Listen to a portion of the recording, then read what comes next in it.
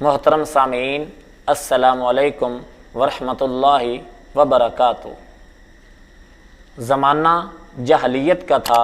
حضرت عمر رضی اللہ تعالی عنہ اپنے بتوں کے پاس بیٹھے ہوئے تھے۔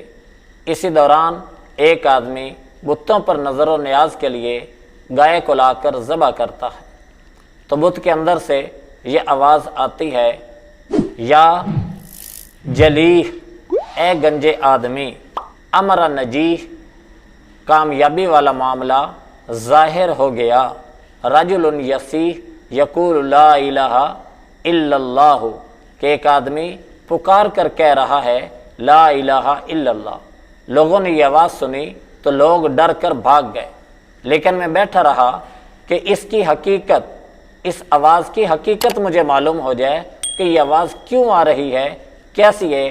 آج سے پہلے تو کبھی یہ بت بولا نہیں ہے، اب یہ کیوں بول رہا ہے؟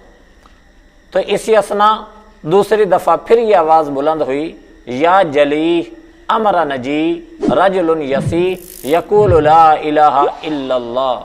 پھر تیسری بار یہ آواز بلند ہوئی۔ میں حیران اور پریشان تھا کہ یہ ماجرا کیا ہے۔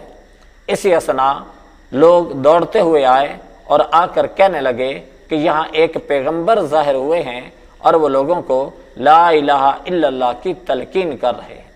تو اس بت نے نبی کریم صلی اللہ علیہ وسلم کی نبوت کی گواہی دی۔ ہمارے اس چینل کو سبسکرائب کریں، لائک کریں اور ویڈیوز کو آگے شیئر کریں تاکہ زیادہ سے زیادہ لوگوں کو معلومات مل سکیں اور فائدہ حاصل ہو سکے۔ جزاک اللہ خیر۔